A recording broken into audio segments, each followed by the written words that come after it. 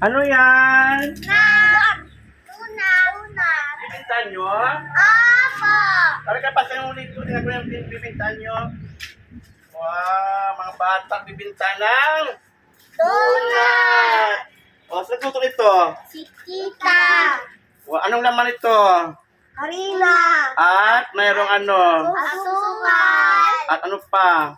Margarine. Wow, ang galing mga batang ito. O, kaya ang gawin nyo ha, araw-araw ha, magtinda kayo ng pagkain para kayo ay may pera. Pambili din nyo ng Gas. bigas at ano pa? Isulam daw. Ayan ha. O, magkano isa nito? Tiglima po. Tiglima. Okay, bili ako ha. Opo. Okay, very good. Itong gawin nyo araw-araw ha. Magtinda ng mga pagkain na ito ha. Okay, bili ako. Kuha ko mo ng pera. Wait lang. Tayo ako rito. Dito ilagay sa pinggan. Wala kang kutsara, pang ipit. Alay. Wait ha. Ito tayo. Ilan? Isa. Dalawa. Tatlo. Tatlo. Apat. O, ilan na lahat? 20. 20 lahat to ha. Okay, wait lang. Tayo nyo.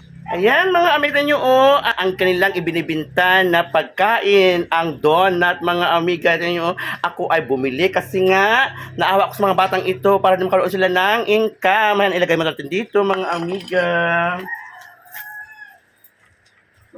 Ito na bayad, Ayan.